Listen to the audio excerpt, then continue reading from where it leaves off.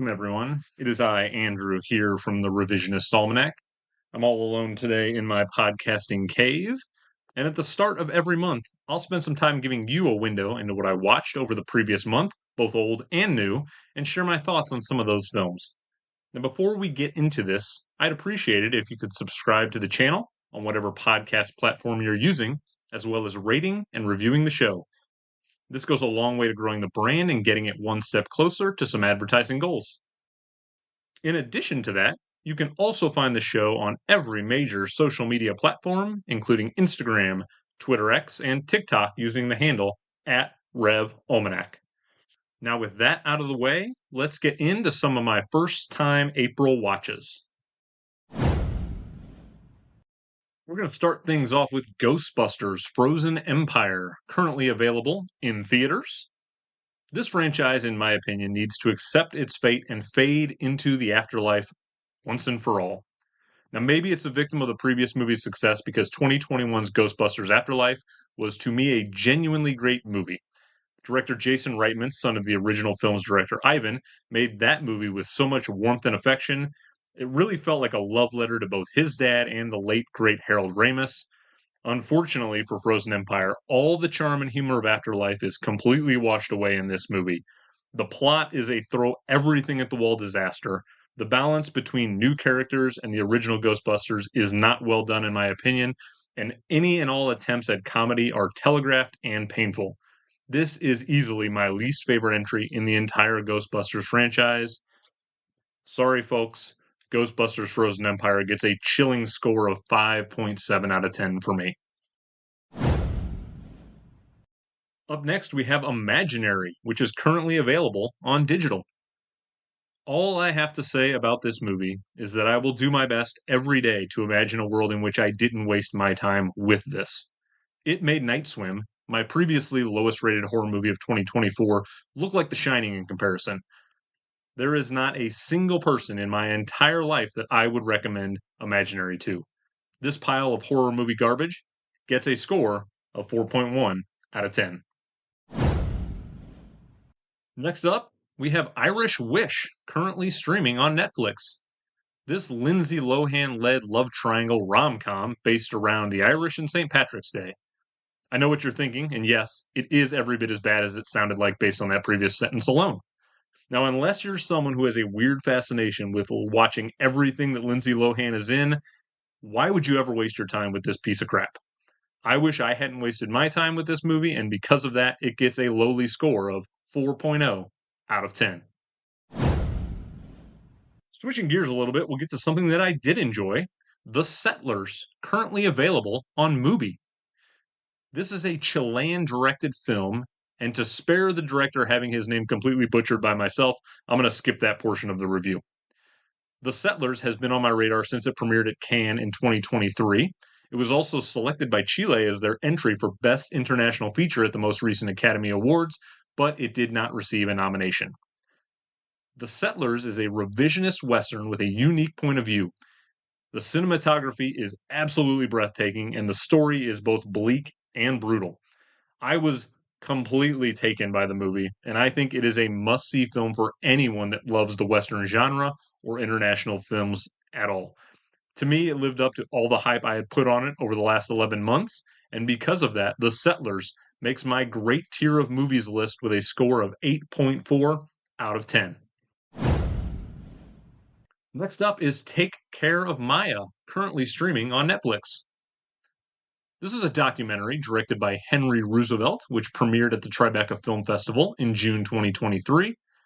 It tells the story of a young girl who is having health issues that her parents are struggling to get properly diagnosed, only for it to turn into a real-life horror story where she ends up in a hospital, and through events I will not spoil right here, her parents are unable to legally see her or have her taken home. Now, I knew nothing about this real-life story going in, and because of that, the twists and the turns that it took were riveting to me. I'm already a sucker for a good documentary anyway. For those that are like me, or people into the true crime genre, I think this one is well worth your time, and it's very easy to access with a simple Netflix subscription. Take Care of Maya gets a strong score of 8.3 out of 10. Up next, we have Snack Shack, currently available on digital. This is a coming of age comedy directed by Adam Remeyer. It's set in the early 90s and follows two kids who end up buying a snack shack at their community pool over the summer. This is supposedly inspired by actual events in Remeyer's life, and it stars Connor Sherry, who is an actor I'm not familiar with, as well as Gabriel LaBelle, on the heels of his star turn in Steven Spielberg's The Fablemans in 2022. To me, this is the total comedy surprise hit of the first part of the year. It really feels like a throwback, not just in the setting, but in terms of being an R rated comedy that's crude and endearing in equal measures. I was smiling through the duration of the movie and can see myself going back to this many times, as well as it connecting with an audience of males in their late 30s and early 40s that have fond memories of their own 90s childhood. Snack Shack is high on my recommend list and is on the upper end of my good scoring tier with a 7.7 out of 10. The next movie I watched in April is The Teacher's Lounge, currently available on digital. Now, I was finally able to see this movie that had been on my watch list all the way back to February 2023 in the Berlin Film Festival. It was nominated at the most recent Academy Awards in Best International Feature, but ultimately losing out to Jonathan Glazer's The Zone of Interest. Still my pick for the best piece of cinema for all of 2023. The Teacher's Lounge is a fascinating look at a teacher new to her school where a sudden round of thefts start happening. She begins trying to unearth who the culprit is, and what unfolds is told much more like a thriller or a Hitchcockian mystery than I was expecting going in. It has a sneaky good score by Marvin Miller, and without spoiling the end, it left things ambiguous enough to leave me thinking about it for the rest of the day, which is a real compliment to the director and everyone involved in the film. I totally understand why it was one of the 5 films nominated for International Feature, and at only 99 minutes, it's a very easy recommend to the majority of film fans. I ultimately gave The Teacher's Lounge a score of 8.3 out of 10. Up next is The Starling Girl, currently available on Paramount Plus. This is the directorial debut of Laurel Parmet, who shows she's one to watch based on this alone. The film tells the story of a 17-year-old Gem living inside a very fundamentalist religious community in Kentucky and her eventual relationship with the much older son of the pastor, played by Lewis Pullman. Eliza Scanlon is the lead actress and nails the role as Gemma. While you might not be familiar with Scanlon, she's had smaller roles in Greta Gerwig's Little Women, 2020's The Devil All the Time, M. Night Shyamalan's Old, and the HBO series Sharp Objects, and she's just the right part away from breaking out into the mainstream. In my opinion, this movie handles things delicately and I think does a very good job of not demonizing the religious community while asking some important questions about sexuality in our current society.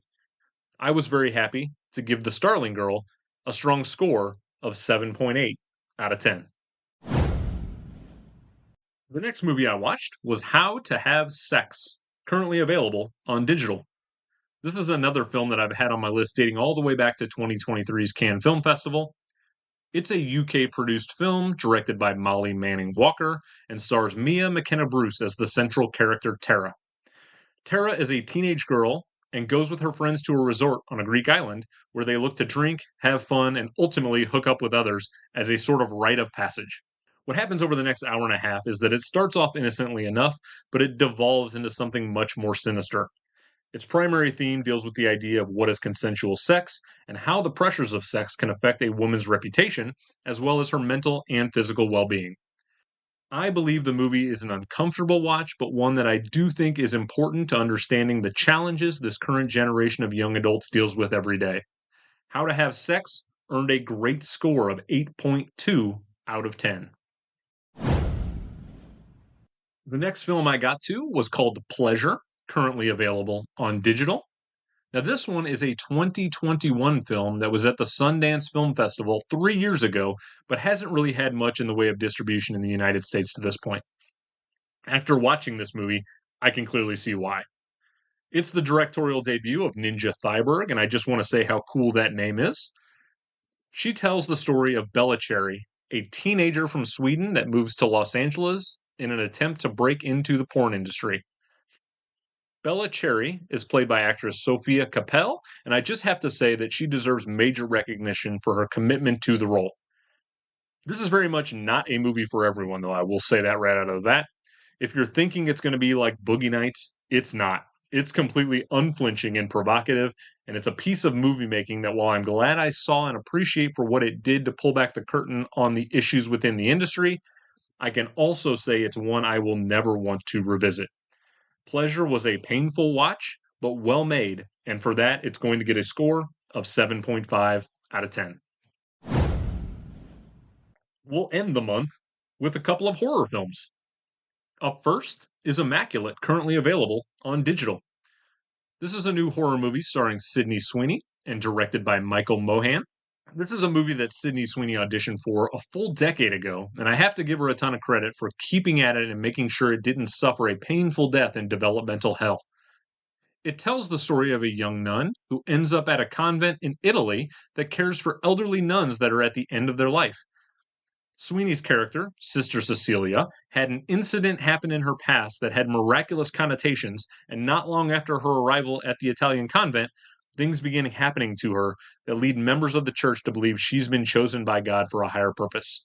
Now, saying much more than that, I think, would be a disservice to anyone that wants to actually watch the film. I'll just say that Sweeney is an exceptional talent and nails the role. And it's great to see her shake off the Madam Web stench from earlier this year and really establish herself on the big screen, following what I think was an underrated but strong movie last year, a film called Reality. The third act of Immaculate is especially bonkers and goes off the rails in the best possible way for a movie of this nature. And I also have to give a big round of applause to the entire Immaculate marketing department, who clearly embraced all the outrage by the Catholic Church and used it in the best possible way. If you don't know what I'm talking about, do yourself a favor, go online and look into that. I am full of praise for Immaculate and feel confident giving it a score of 7.8 out of 10. And last but certainly not least, Late Night with the Devil, currently available to watch on Shudder. This is a new supernatural horror film that's directed by brothers Colin and Cameron Cairns. The film is shot in a documentary style and nails the aesthetic of the 1970s in both the grainy nature of the actual film as well as the costumes and the set design. It tells the story of a late night talk show host, Jack Delroy, who is the host of Night Owls, which is competing directly against Johnny Carson at that time period. His show is trying desperately to improve ratings and decides to do a special episode around Halloween that features all sorts of guests and topics related to the occult. Now, I think the movie does a nice job slow playing the premise, and by the time a young girl, Lily, arrives and her story of being possessed by a demon is revealed, you know things are about to ratchet up a few notches. There are very obvious influences, including The Exorcist, but I do think the movie does a nice job of distinguishing itself instead of just being a complete carbon copy. I know there's been a ton of controversy online regarding the film's use of AI artwork, but I'm not here to get into that quarrel right now. I'll simply say that I watched the movie without any outside factors considered, and I had a very enjoyable time. Late Night with the Devil should be on every horror fan's watch list and gets a strong score of 7.7 out of 10. Do you agree with any of my reviews, or do you think I'm way out of line with something I said? Feel free to DM me on any of our social media pages, or email me at revisionistalmanac@yahoo.com and leave your thoughts. Now, at the time of this recording at the start of May, a new episode of our regular revised Oscars is only a couple days away. I was joined by Joey R. from Best Picture Cast and 1001 by One, and we look back on the 1981 year in film and Academy Awards ceremony that included Chariots of Fire winning Best Picture. Did Joey and I agree with any of the wins that year, including Katharine Hepburn's record-breaking fourth Oscar, Henry Fonda taking lead actor for On Golden Pond, or Warren Beatty beating Steven Spielberg for Best Director? You're just going to have to tune into that episode and find out. And don't forget, while we make our choices for our revised Oscars winners, what goes into the Revisionist Almanac is ultimately up to you, the listener. Every revised category winner, made by Joey and myself, will go head to head with the actual winners that year, and what you vote for the most across Instagram, Twitter, TikTok, and Threads gets the distinction of being called the revised winner. So make sure you're following the show on every single social media platform using that handle at Rev Almanac. That's going to wrap it up for my April watches. I hope you had some fun listening and be on the lookout for more of this series at the start of each new month. Thanks for listening, and I'll see you next time.